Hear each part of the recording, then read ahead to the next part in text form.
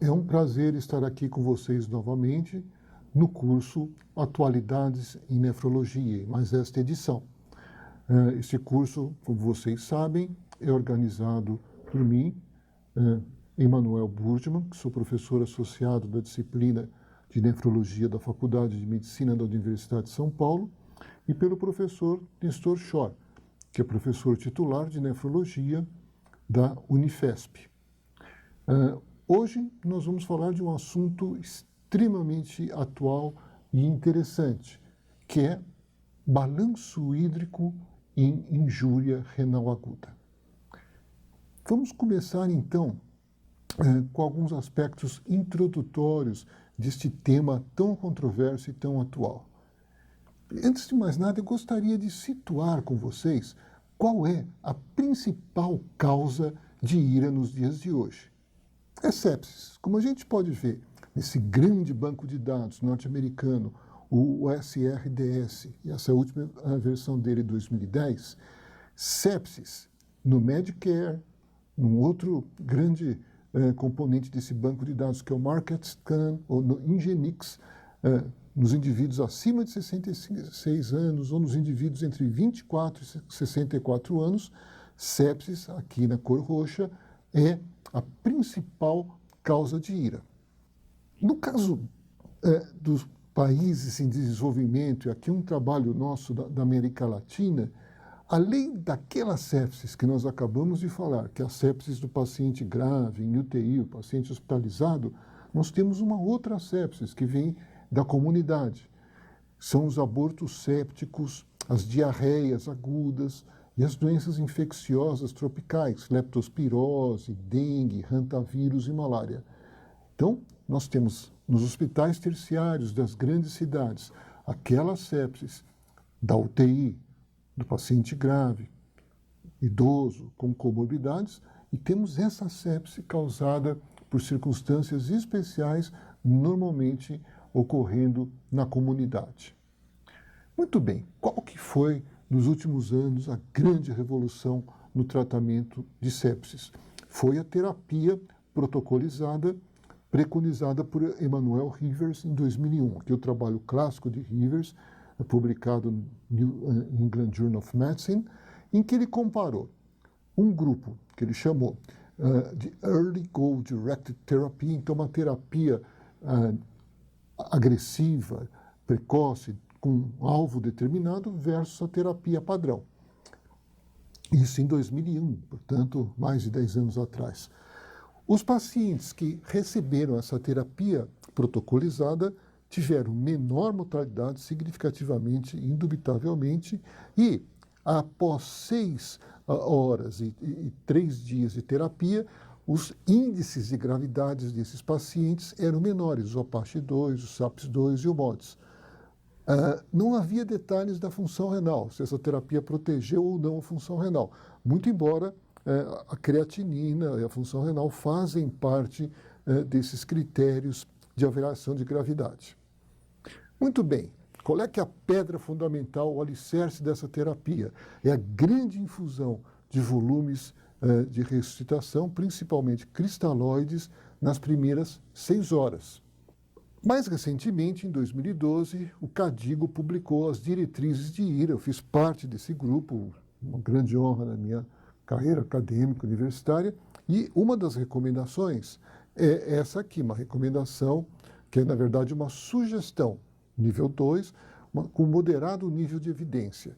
Então, na ausência de choque hemorrágico, o CADIGO diz, nós sugerimos usar cristalóides isotônicos em vez de coloides, albuminogelatinas, como conduta inicial na expansão de volume intravascular em pacientes com risco de ira ou com ira desenvolvida. Então, o CADIGO também recomenda a infusão de fluidos. E mais, a recomendação 313, que é uma recomendação, uma sugestão, nível 2, com nível de evidência mais baixo, C, nós sugerimos usar terapia baseada em protocolos de manejo de parâmetros hemodinâmicos e de oxigenação, prevenir o desenvolvimento ou piora da ira em pacientes de alto risco no ambiente perioperatório ou em pacientes com choque séptico. Então, Não é difícil entender porque nós, nefrologistas, somos chamados tantas vezes para ver pacientes que têm balanços hídricos muito positivos nos dias atuais. Quer dizer, a recomendação de Rivers, mas as recomendações, as diretrizes de infusão de volume, elas têm como um efeito colateral, digamos assim, essa infusão que às vezes passa do ponto e provoca um balanço hídrico muito positivo. Eu gostaria de ressaltar que o Rivers foi bem específico no trabalho dele. Ele fala para tentar durante 6 horas. Se não der certo, tem outras alternativas, de inotrópico, etc. Mas não é para continuar infundindo volume até o indivíduo ficar hipervolêmico. A mesma coisa o Cadigo, quer dizer, uma conduta inicial. E o problema, muitas vezes, é que se perde essa sensibilidade, essa mão entre o inicial e a manutenção, e é frequentíssimo. Todos nós temos oportunidade de ver isso, pacientes com 5, 10 litros a mais de volume positivo, quando o nefrologista é chamado. Então eu queria responder basicamente com vocês essas 5 perguntas nos próximos minutos. Balanço hídrico, ele aumenta a mortalidade em doentes graves e em IRA? O balanço hídrico positivo, ele dificulta o diagnóstico de IRA? Será que nós poderíamos considerar balanço hídrico positivo como um biomarcador de IRA? Será que o balanço hídrico positivo pode causar IRA? E, finalmente, existem estratégias de prevenção e tratamento que poderiam ser utilizadas? Vamos começar com esse aspecto da mortalidade. Vamos começar com o aspecto geral. Será que balanço hídrico positivo está associado a maior mortalidade em pacientes graves? E aqui nós temos essa meta-análise, uma revisão sistemática que analisou 47 estudos, uma revisão bem recente de 2014, de uma revista de anestesiologia. Esses 47 estudos compreendem quase 20 mil pacientes. E o que esses autores acharam, o Malbrine e os colaboradores? O balanço hídrico de uma semana de UTI foi mais de 4 litros mais positivos nos indivíduos que não sobreviveram. Então, uma associação. Aqueles que não sobrevivem, na primeira semana eles já têm um balanço hídrico francamente mais positivo. Quando houve restrição de volume, nem todos os estudos, mas nos estudos em que houve, essa mortalidade diminui bastante, em torno de 10%, altamente significante. De novo, nos estudos que mediram a pressão intraabdominal, que é um outro assunto muito interessante ligado ao balanço hídrico positivo, notou-se o quê? Que os pacientes que tinham hipertensão intraabdominal, que é totalmente desfavorável numa situação de gravidade, eles tinham balanços hídricos mais positivos na primeira semana de UTI, em torno de 3,4 litros mais positivo. As intervenções que diminuíram o balanço hídrico também diminuíram a pressão intraabdominal. E uma remoção em torno de 5 litros de fluido diminuiu essa pressão intraabdominal de valores anormais de 19 para valores mais adequados de 11 milímetros de mercúrio. Então, é um trabalho grande que mostra uma associação clara. Então, aqui graficamente fica interessante, fica fácil ver isso, né?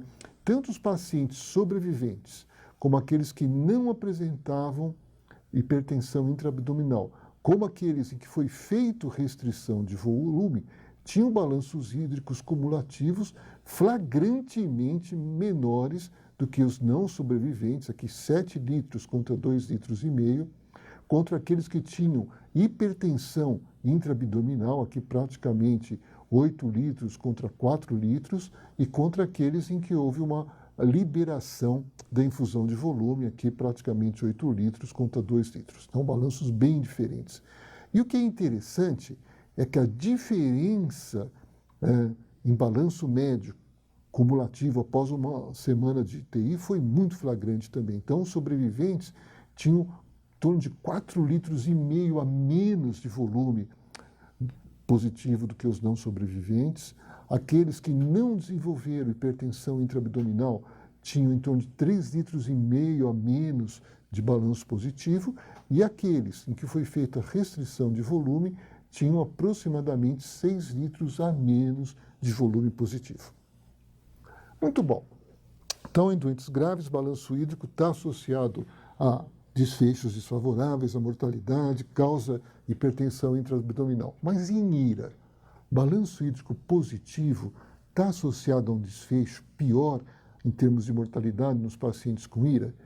Eu queria começar por esse trabalho da Bouchard de 2009, que na minha opinião foi um dos trabalhos mais importantes levantando esse aspecto. Existem outros de grupos europeus, mas esse trabalho do grupo do Ravi Mehta de San Diego, eu acho que ele foi muito feliz em abordar esse tema. Publicado no Kidney International, o que ela mostra? Ela mostra que, à medida que eu vou tendo ganho de peso e de balanço, então aqui 0 a 10, aqui 11 a 20, aqui mais que 20, o que acontece? A mortalidade vai aumentando. Então, ganho de fluido se associa de peso, obviamente, a maior mortalidade, tanto em pacientes não dialisados, em cinza, como nos dialisados, em preto. Aí, quando ela analisa, em particular, o grupo de pacientes dialisados, olha que interessante, quanto mais dias, quanto mais tempo esses doentes ficam com sobrecarga de volume, maior é a mortalidade. Em outras palavras, ganho de peso, ganho de fluido se associou à mortalidade crescente e maior tempo, maior permanência em balanço hídrico positivo nos pacientes em diálise também se associou à mortalidade crescente. Muito bem.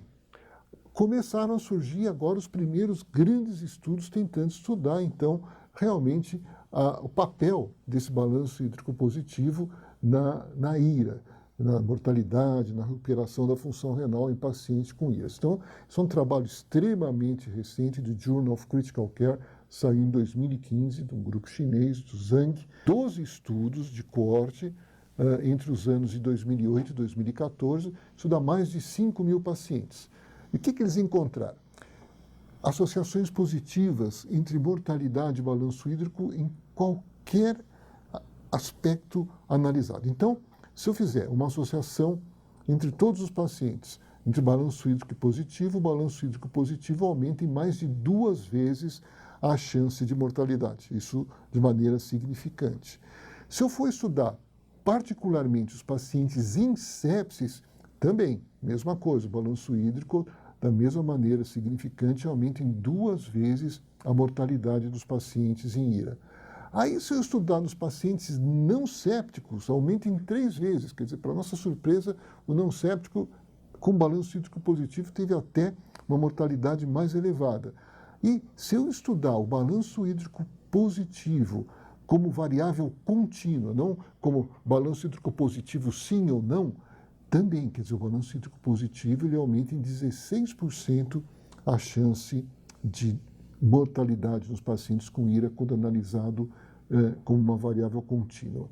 Aqui nesse gráfico fica interessante, fica fácil ver isso. Quer dizer, se eu analiso o balanço hídrico positivo como uma variável dicotômica, ele, francamente, é desfavorável. Quer dizer, favorece o controle. Os pacientes que não tiveram balanço hídrico positivo têm menor mortalidade, de maneira bem significativa. E quando eu analiso o balanço hídrico positivo, que é mais adequado fazer isso como uma variável contínua, da mesma maneira favorece o controle. Em outras palavras, os pacientes com balanço hídrico negativo ou com balanço hídrico normal morrem menos. Então, esse estudo de associação, essa meta-análise, mostra de maneira bastante clara uma associação entre balanço hídrico positivo e mortalidade em IRA. Nós estamos começando a estudar isso aqui. Então, esse é um trabalho bem recente do nosso grupo, é a tese de doutorado da doutora Olinda Dávila, de Salvador, acabou de ser defendida em 2014, nós estamos em processo de submissão do trabalho. E o que a Olinda fez? Ela fez um estudo, talvez o único estudo prospectivo sobre esse tema por enquanto, em pacientes adultos de UTI UTI do Hospital São Rafael de Salvador, entre agosto de 2011 e julho de 2013. A coleta de dados foi da admissão até 14 dias, portanto 2 semanas de internação na UTI, e nós chamamos um balanço hídrico positivo, quando nós propusemos o trabalho, como um balanço hídrico que fosse médio, acima de 1,5 litro por 24 horas. Depois nós vamos ver que outras análises foram feitas, mas essa foi a pergunta inicial. Será que um balanço hídrico positivo, que seria acima de 1,5 litro em 24 horas, se associa a desfechos desfavoráveis e prevê IRA? Foram excluídos pacientes graves, transplantes renais, pacientes que já internavam na UTI em IRA pré ou pós-renal, pacientes com doença terminal e pacientes que ficaram menos que 3 dias na UTI. Muito bom, foram avaliados ao total de 1.065 pacientes admitidos. Desses 1.065, 498 foram avaliados, concordaram em participar do estudo e atendiam os critérios de exclusão. 265 foram excluídos por aqueles critérios que nós já discutimos, e ficamos então com 233 pacientes que tem um poder estatístico de 80%. Isso foi calculado previamente, na verdade maior que 80%.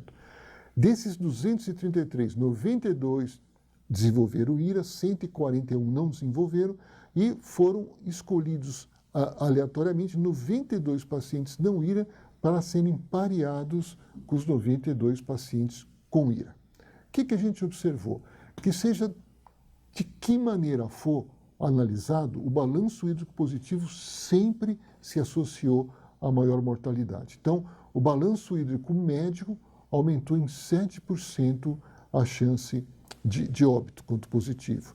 Se eu analisar o quarto quartil do balanço hídrico médio, que foi acima de 1.625 ml, aí a chance de morte aumenta para 3 vezes. Se eu analisar o quarto quartil do balanço hídrico de 48 horas, 2 dias depois da internação no UTI, e aqui foi em torno de 1.463 ml, esse quarto quartil, eu tenho quase 5 vezes mais chance de morrer.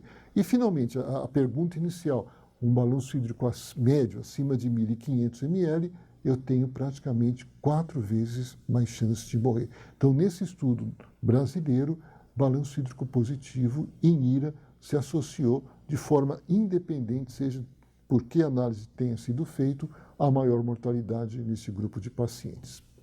Muito bem. Agora, balanço hídrico positivo, partindo para a nossa segunda pergunta, será que ele atrapalha o diagnóstico de IRA?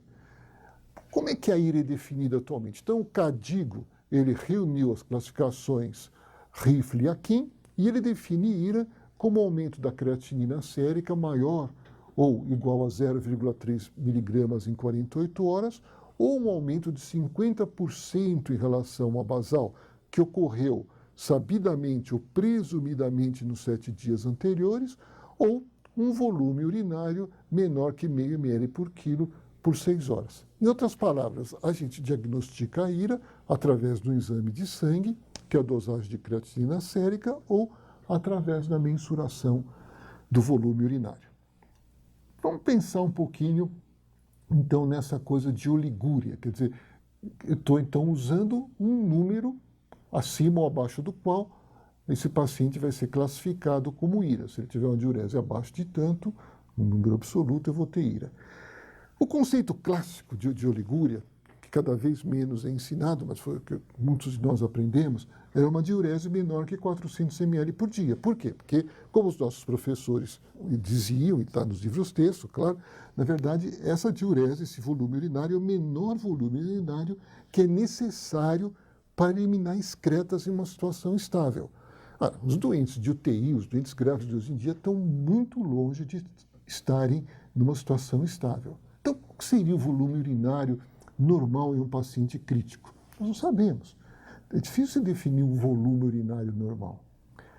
Mas a diurese, das definições, ela é avaliada como uma variável discreta. Então, acima ou abaixo de um número. Mas, na verdade, ela é uma variável contínua. A mesma doutora Orinda, na sua tese de mestrado, na sua dissertação de mestrado, foi publicada em 2009 no Renal Failure, ela analisou subgrupos de diurese em doentes graves do Hospital das Clínicas, procurando ver se havia diferença em subdivisões de oligúria ou de diurese acima do que nós considerávamos oligúria. Então, o grupo controle foi esse grupo com uma diurese que ficou entre 400 e 1.000 ml por dia. O que nós vimos? À medida que a diurese ia caindo, então aqui uma diurese menor que 400 igual a 50, ou menor que 50, a mortalidade aumentou, chegou a praticamente 80%. À medida que a diurese cresceu, aqui entre 1 e 2 litros e acima de 2 litros, a mortalidade caiu, aqui em torno de 30%, aqui 20%. Aqui todos os pacientes, aquela mortalidade clássica de 50%. Quando se aplica a regressão logística nesse banco de dados, o que nós vemos? Que diureses menores, então aqui entre 450 ml em 24 horas ou menor que 50, aumentam em quase 2 vezes a chance de morrer. Diureses maiores, entre 1 e 2 litros ou acima de 2 litros, aumentam significativamente a chance de sobreviver. Diminui a mortalidade em 50% e até 70%.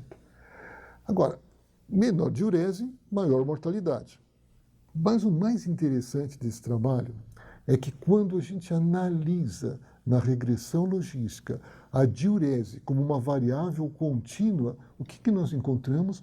Cada 100 ml de diurese diminui em 7,2% o risco de mortalidade. A minha grande dúvida é essa aqui, quer dizer, uma delas. Será que essa diurese inadequada, que provoca balanço hídrico positivo, ela interfere com o diagnóstico de IRA? Então, primeiro que nós estamos usando o conceito da diurese de uma maneira que talvez não seja a mais correta. Em vez de usá-la como uma variável contínua, que de fato ela é, nós utilizamos como uma variável discreta. Todas as definições de IRA atuais, o RIFLE, o AQIN e o CADIG, utilizam exatamente a mesma definição, menos que 1.000 ml por quilo por hora por 6 horas. Bom, agora, a outra pergunta, então, em relação agora à creatinina, um balanço hídrico positivo interferiria com o diagnóstico de IRA? E esse é um trabalho da doutora Etienne, que agora voltou a ser membro do grupo de San Diego, da Universidade da Califórnia, trabalhando com o Dr. Ravi Mehta, e esse trabalho dela, publicado no Critical Care 2010, é muito interessante. Então, ele parece complicado esse gráfico, mas ele não é. Aqui é a creatinina de referência. Essa linha aqui. Aqui, essa linha aqui vai ser a creatinina que eu estou medindo. Como esses pacientes estão tendo balanço hídrico positivo, aqui a creatinina ajustada pelo balanço hídrico. Através dessas duas fórmulas, eu estou subtraindo a água e estou devolvendo a creatinina o valor real que ela deveria ser medida, não o valor que eu tenho com o paciente hiperidratado. E aqui nós vamos ter, então, um aumento relativo de 50% em relação à creatinina de referência. Então, vamos observar essa primeira situação. No segundo dia, este indivíduo aqui não teria feito IRA pela creatinina medida, porque ela não subiu o tanto que deveria subir em relação à creatinina de referência. No entanto, se eu for analisar essa creatinina medida, se eu utilizar a fórmula, o valor real dessa creatinina, na verdade, já houve um aumento de 50% em relação à creatinina de referência. E eu só vou conseguir medir essa creatinina maior no sangue do paciente se eu não estiver utilizando a fórmula para descontar a quantidade de água a mais no terceiro dia. Em outras palavras, essa diluição da creatinina, ela faz com que eu tenha um atraso de 24 horas no diagnóstico de IRA, porque a creatinina que eu estou medindo, na verdade, ela está diluída. Eu teria que descontar aquela água a mais. Então, o balanço hídrico positivo, além de tudo, atrapalha o diagnóstico de IRA. E continuando nessa discussão motivante e interessante, será que eu posso utilizar o balanço hídrico positivo como biomarcador para IRA? E aí eu teria que mexer na definição. Então, será que oligúria, na verdade, não deveria ser um conceito, não é capaz de manter o balanço hídrico neutro? Quer dizer, se eu tiver hidratado e eu tomar esse copo gigantesco de chopes, por que eu não entro em edema agudo de pulmão? Porque eu tenho capacidade de me livrar desse excesso de água. Na verdade, um rim normal, ele consegue se livrar em torno de 20 litros de água livre. Então, se eu estiver recebendo 3 litros de fluido, mas urinando 2, portanto, uma diurese de 2 litros em 24 horas, muito acima do valor discreto de oligúria que as definições atuais contemplam. No entanto, eu estou urinando 2, mas estou recebendo 3. Em outras palavras, estou acumulando 1 litro por dia. Será que isso não é ira? Quer dizer, será que, na verdade, a gente devia usar o conceito de balanço hídrico positivo ao invés do conceito de diurese como variável discreta? Se isso é verdade, será que um balanço hídrico positivo tem essa capacidade de fazer o diagnóstico de ira? Será que quanto desse balanço hídrico positivo será que me permite? E quando? Quando que esse balanço hídrico positivo vai estar associado à ira? Então, vamos voltar à literatura e tem essa revisão recente que foi publicada no JBN em 2014 pela doutora Ávila, pela doutora Maria Olinda, e nós temos, na verdade, 3 estudos, todos em cirurgia cardiovascular, estudos relativamente pequenos, que associam balanço hídrico como um biomarcador de ira. Então, tem esse estudo de 2012, são somente 90 pacientes, é uma análise pós-hoc do estudo NISI-IRIDID.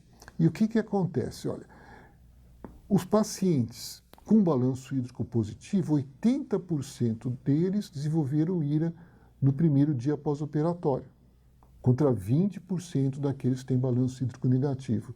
A regressão mostrou uma chance 8 vezes maior de desenvolver ira nos indivíduos com balanço hídrico positivo.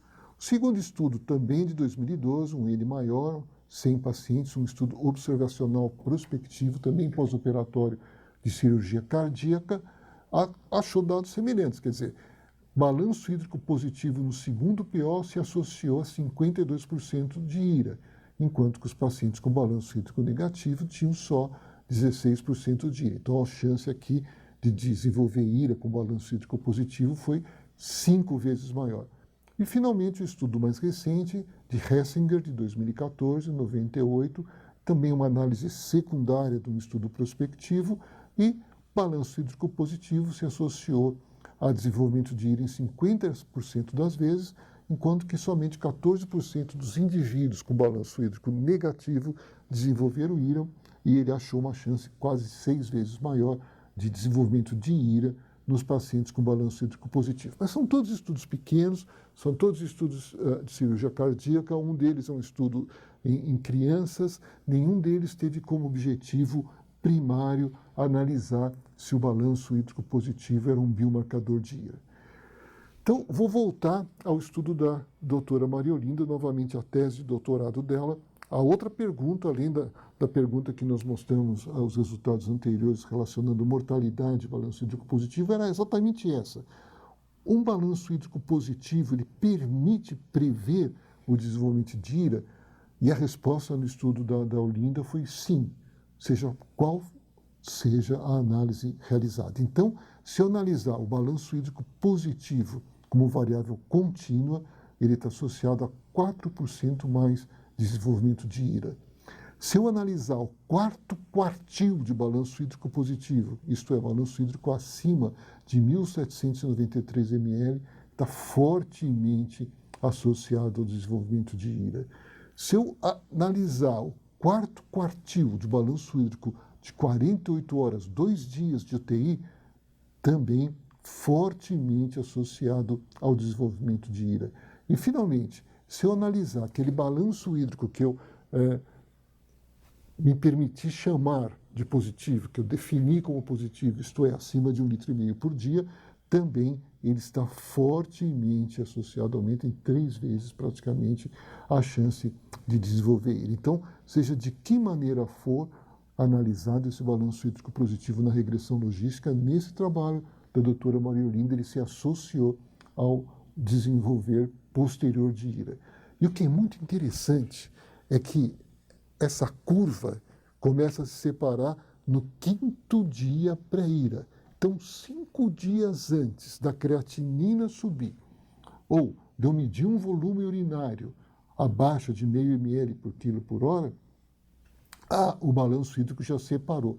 Os pacientes que vão fazer ira desenvolvem um balanço hídrico fortemente positivo, os pacientes que não vão fazer ira desenvolvem balanço hídrico negativo ou neutro. Então, são estudos exploratórios iniciais, mas muito interessantes. Quer dizer, que nós mostramos, então, uma associação entre o balanço hídrico positivo e o desenvolvimento de ira, e que essa dicotimização acontece 5 dias antes do diagnóstico de ira pelos critérios atuais. Eu acho que vale muito a pena insistir nessa linha de pesquisa se o balanço hídrico poderia nos ajudar a fazer o diagnóstico precoce de ira. E tem esse único estudo que mais ou menos ecoa os nossos dados, bem recente, estudo em crianças, publicado no European Journal of Pediatrics, de 2015, em que ele estudou 370 crianças e ele chamou de balanço hídrico precoce aquele que ocorreria nas primeiras 24 horas de UTI, e esse balanço hídrico precoce se associou significativamente a desenvolvimento posterior de ira. Então está aqui os pacientes sem ira, tem um balanço hídrico praticamente negativo, e os pacientes com balanço hídrico precoce, em torno de 5% acima do peso corporal em crianças, já se associando ao desenvolvimento de ira, balanço hídrico no primeiro dia de internação da UTI. Bom, vamos ser mais ousados ainda, vamos avançar nessa nossa linha de raciocínio. Será que um balanço hídrico positivo pode causar ira? Balanço hídrico positivo, na verdade, é uma situação extremamente desfavorável para o organismo. Ele causa alterações a nível cerebral, edema cerebral, que provoca alterações conectivas, delírio, provoca, como todos nós sabemos, edema pulmonar, com consequências trágicas, alterações de trocas gasosas, redução da complacência pulmonar, aumento do trabalho respiratório, provoca aumento da pressão venosa renal, e como o rim é encapsulado, ele não tem para onde se expandir, ele provoca edema intersticial renal. E esse edema reduz o fluxo plasmático renal, aumenta a pressão intersticial, reduzindo o ritmo de filtração glomerular e podendo provocar síndrome urêmica e retenção hidrossalina. O edema tecidual compromete a drenagem linfática, altera a microcirculação. Todos nós estamos acostumados a ver pior cicatrização de feridas e infecção em situações desse tipo. Os edemas de alça, aumento da pressão intraabdominal, eles provocam uma absorção e podem provocar mesmo uma síndrome compartimental abdominal. Ele provoca congestão hepática, o balanço hídrico positivo, alterando a função sintética do fígado, podendo provocar colestase, e provoca edema miocárdico, altera a contratilidade, provoca disfunção diastólica, distúrbios de condução. Quer dizer, nós não fomos feitos para trabalhar com balanço hídrico positivo. Por isso que o rim tem essa capacidade de se livrar de uma quantidade de água tão grande. Tudo isso causa o quê? Causa um fenômeno inflamatório. Tudo isso é um estresse para o organismo, e o organismo responde liberando as vias inflamatórias. E há um ciclo vicioso.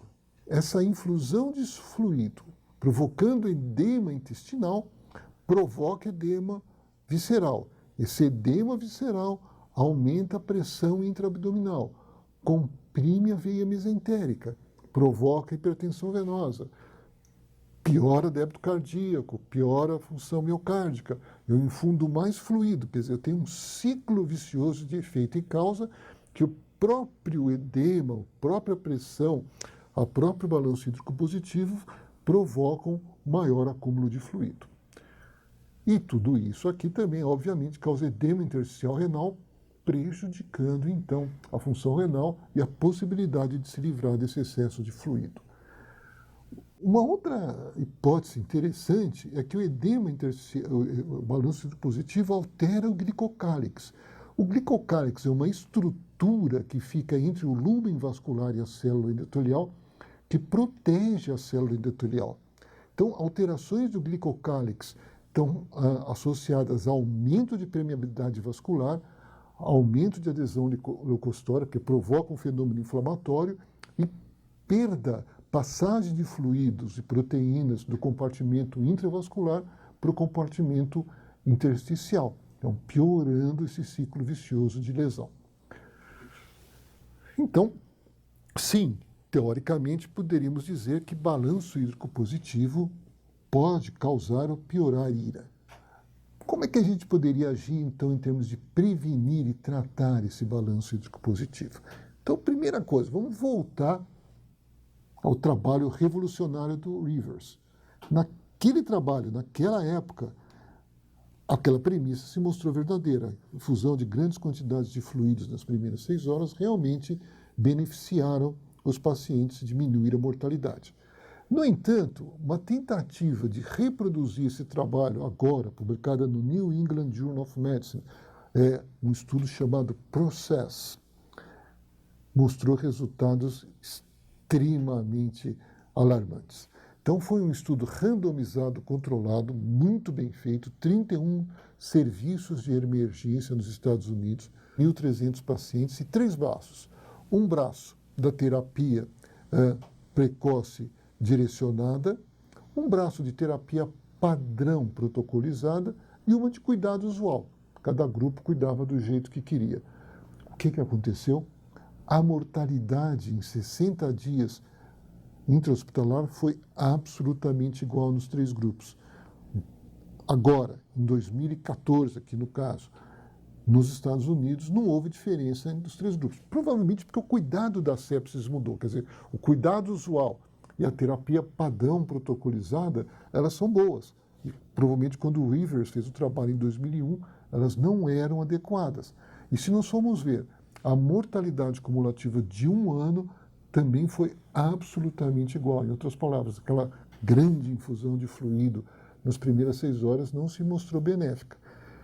Com isso, eu não estou dizendo que nós não devemos tratar agressiva e precocemente os pacientes infundindo fluido nos pacientes sépticos nas primeiras 6 horas. Não devemos restaurar o volume intravascular dos pacientes em que suspeitamos de depressão de volume. Mas devemos fazer isso com cuidado.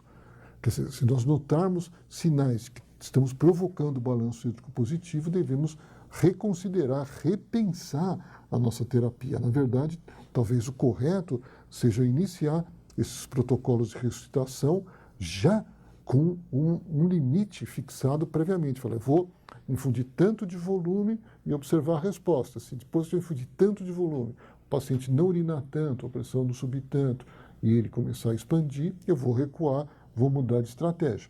E não continuar cegamente durante 6, 12, 24 horas infundindo volume e provocando balanços francamente positivos. Bom, e aí a pergunta natural. Puxa vida, mas será que então não valeria a pena usar diurético para diminuir o balanço positivo? E nós temos aquela massa enorme de estudos em que o uso de diuréticos não diminuiu a mortalidade de IRA, em estudos randomizados controlados. Agora, todos esses estudos, na verdade, eles utilizam o critério de diurese acima ou abaixo de um número. Ninguém utilizou o conceito de balanço hídrico nesses estudos. Quer dizer, será que, na verdade, o diurético só vai ter efeito se ele provocar um balanço hídrico negativo? E por isso que nós não estamos achando resultados? Então, existem alguns trabalhos que sugerem, que dão uma ideia de que isso possa ser verdade. Esse é um trabalho muito interessante, publicado no Clinical Journal em 2011, em que o indivíduo analisa o balanço de fluido, o uso de diurético e a mortalidade em IRA. Então, aqui, o que nós vemos? Então, aqui o balanço hídrico positivo pós-IRA e a dose de diurético pós-IRA. Então, numa análise univariada, quanto maior o balanço hídrico, maior a mortalidade, quanto maior a dose de diurético, menor a mortalidade. Então, aqui na análise univariada, diurético se associou a menor mortalidade e o balanço hídrico a maior mortalidade. Se eu faço o modelo completo, faço a primeira análise de regressão logística. Se mantém essa tendência. O balanço hídrico se associa a 60% a mais de mortalidade em ira, o uso de diurético se associa a 50% a mais de sobrevida. Aí, se eu controlo isso para balanço hídrico, o que acontece? O uso de diurético deixa de ser significante. Então, se eu controlo a equação para balanço hídrico e mantenho o uso de diurético, o uso de diurético perde a significância. Aí, se eu faço o contrário, se eu controlo a equação para o uso de diurético e mantenho o balanço hídrico continua significativo. Quer dizer, o balanço hídrico positivo, controlado pelo uso de diurético, ele continua associado à mortalidade. E no modelo final, o que acontece é que tanto o balanço hídrico quanto o diurético estão associados à mortalidade, o diurético diminuindo a mortalidade, o balanço hídrico aumentando. Mas essa inferência, esses dois controles aqui, eles sugerem que a eficácia do diurético, na verdade, está associada ao balanço hídrico maior ou menor. E agora, bem recente também, em 2013, esse trabalho do Teixeira do Critical Care, ele analisou balanço hídrico e volume urinário e diurético como preditores independentes de mortalidade. Então, o que ele vê? Ele vê que o balanço hídrico positivo, ele é mais pronunciado nos não sobreviventes. Então, ele se associou independentemente à mortalidade. Da mesma maneira, a oligúria, ela se associa aqui a menor sobrevida. Aqui é mortalidade, aqui é sobrevida. Então, os pacientes oligúricos também a oligúria se associou de forma independente à maior mortalidade. E quando ele usa o critério diurético ou não diurético, o que acontece? Os indivíduos que tomaram diurético, eles têm uma sobrevida melhor. Os que não tomaram diurético têm uma sobrevida pior. Então, de novo, é só uma inferência. Quer dizer, esse estudo não foi direcionado para isso, mas esse conjunto de dados sugere que se o diurético altera o balanço hídrico, diminui o balanço hídrico, ele acaba tendo um efeito benéfico. Esse é o grande estudo que nós deveríamos fazer, que eu desafio todos nós a fazermos. Um estudo direcionado, randomizado, vendo se o balanço hídrico negativo a partir do uso de diurético se associa a menor mortalidade. E diálise? O que eu poderia falar de dialisar precocemente para diminuir esse balanço hídrico? Bom, primeiro que esse critério de precoce é muito complexo. Nosso grupo mesmo, em 2008, a gente se pergunta à comunidade, o que é precoce? É o tempo em relação ao tempo que eu diagnostiquei a ira, em relação ao tempo que a creatina aumentou, em relação ao tempo que eu fiz o diagnóstico de oligúria, é o estágio da ira, estágio 1, 2, 3, do aquim, do rífalo, do cardíaco, ou quando o balanço hídrico começa a ficar positivo. Então, isso já em 2008 nós nos perguntarmos. Temos aquele dado da Bouchard, quer dizer, quanto mais tempo eu ficar com balanço positivo em diálise, mais eu morro. Então, talvez valha a pena dialisar antes. Nós temos poucos estudos, na verdade, tentando correlacionar o balanço hídrico positivo no início da diálise à mortalidade.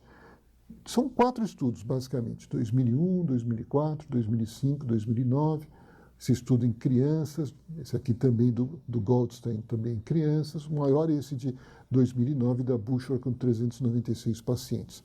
2 retrospectivos, 2 prospectivos. Agora, todos os estudos mostraram, e isto com significância estatística, que os pacientes que sobreviveram, eles começaram a diálise com uma porcentagem menor de balanço hídrico positivo. Então, aqui, os que sobreviveram no primeiro estudo, 16% deles tinham balanço hídrico positivo no início da diálise, contra 34% dos que morreram. Que é a mesma coisa, os que sobreviveram tinham metade de porcentagem de balanço hídrico positivo no início da diálise comparado com os que morreram. E aqui também, 14% dos que sobreviveram tinham balanço hídrico positivo contra 25% dos que morreram. E, finalmente, no último estudo, em torno de 9% dos que sobreviveram tinham balanço hídrico positivo contra 14% dos que morreram. Então, os pacientes que morrem, entre eles existe uma porcentagem maior de que pacientes que começam a diálise com balanço hídrico positivo. E temos aqui esse trabalho muito recente de 2015 que se propõe a analisar exatamente isso, do critical care. Se a presença de balanço hídrico positivo no início da terapia de reposição renal contínua estaria associada com desfechos desfavoráveis. E ele faz uma coisa interessante, ele divide em 4 grupos, ou 4 tipos de situação. A primeira situação são os indivíduos que não têm balanço hídrico positivo, que é esse azul aqui, e tem fator atrial natriurético normal. Então, não tem nem balanço hídrico positivo, nem fator atrial circulante elevado. Em vermelho aqui, os indivíduos têm balanço hídrico normal, porém têm fator atriético anormal, elevado. Em verdinho aqui, os indivíduos têm balanço hídrico positivo, porém o fator natriurético é normal. E, finalmente, essa última linha aqui, a 4 em marrom, os indivíduos têm balanço hídrico positivo e têm fator natriurético anormal, elevado. E esse é o grupo expandido, esse é o grupo que evoluiu pior. Então, mostrando que balanço hídrico positivo e fator atrial, o fator natriurético, na verdade, elevado no início da diálise, se associaram a pior prognóstico. Então, esses dados sugerem que talvez iniciar a diálise precocemente seja desejável nessa situação. E temos alguns trabalhos mais recentes falando de diálise precoce que não têm a ver com balanço hídrico, mas mostram desfechos mais favoráveis. Então, esse trabalho publicado no Clinical Jazz 2014, ele compara indicações convencionais para terapia de substituição renal, acidose, hipercalemia, uremia, oligúria, anúria e balanço hídrico positivo, com uma diálise pré-imptiva, sem indicações convencionais, ou uma diálise que foi indicada com somente uma ou mais indicação. Isso, na verdade, é um subestudo do trabalho Fish, que tinha quase 3.000 pacientes. Então, a pré-imptiva, sem indicações convencionais, clássica com uma ou mais dessas indicações, a clássica urgente, que começou em 12 horas a partir do momento que se indicou, a clássica tardia, que demorou para começar. E ele pareia os pacientes tratados por terapia de reposição renal, compara um outro grupo sem terapia de reposição renal com os de terapia de reposição renal pré-imptiva. Olha os dados que interessante. Então, quando ele compara a convencional com a pré-imptiva, a mortalidade de 90 dias foi bem menor na pré-imptiva do que na clássica. O odds ratio da clássica foi 2 vezes maior. Se ele vai para a clássica tardia, aquela que demorou mais de 12 horas, contra a clássica urgente, aquela que demorou menos de 12 horas para ser instalada depois de indicação, pior ainda. Quer dizer, se eu tiver uma indicação clássica e demorar, a minha mortalidade praticamente duplica, o odds ratio aumenta para quase 4. E o que é muito interessante, mas será que essa diálise pré-imptiva ela não poderia ser ruim? E isso ele mostra que não. Quando ele pareia os pacientes que não necessitaram, que não tiveram indicação de diálise, com a diálise pré-imptiva, a mortalidade dos pacientes que não fizeram diálise foi menor do que aqueles que fizeram diálise pré-imptiva. Então, na verdade, esse trabalho bem recente, ele fala fortemente a favor da diálise precoce. Um outro aspecto que eu gostaria de discutir com vocês, quer dizer, a diminuição do balanço hídrico positivo diminui a pressão intraabdominal? Sim. Então, essa é uma meta-análise grande, mostrando, mesmo que eu já tinha mostrado antes, mas aí mostrando o aspecto de pressão intraabdominal. A remoção de fluido diminui de maneira significante a pressão intraabdominal. Diminui de torno de 20 para em torno de 11. E quanto maior a remoção de fluido, maior é a queda nessa pressão intraabdominal. Então, um aspecto altamente favorável. Muito bem, então, concluindo essa nossa conversa, nós podemos dizer que balanço hídrico positivo aumenta a mortalidade em IRA? Sim, existe uma forte associação. Na verdade, não existem estudos randomizados controlados que me permitem dizer com certeza isso, mas a sugestão de que aumenta a mortalidade é muito forte. O balanço hídrico positivo dificulta o diagnóstico de IRA? Sim, ele dilui a creatinina e nós vimos que atrasa em pelo menos 24 horas o diagnóstico de IRA. O balanço hídrico positivo é um biomarcador de IRA? Talvez, possivelmente. Quer dizer, os dados que eu mostrei para vocês sugerem que ele possa ser utilizado como um biomarcador. É não invasivo, custa praticamente zero, é um caminho que vale a pena ser trilhado. O balanço hídrico positivo pode causar IRA? Bem possível, por aumento da pressão intrarrenal, por distensão da cápsula, pela hipertensão intraabdominal, alterando o fluxo, alterando a filtração, sim, é possível que o balanço hídrico positivo esteja associado à IRA. As estratégias de prevenção e tratamento do balanço hídrico positivo têm algum efeito nos desfechos?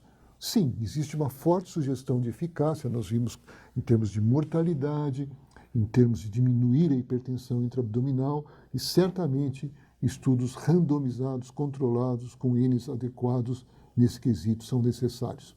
Obrigado pela sua atenção.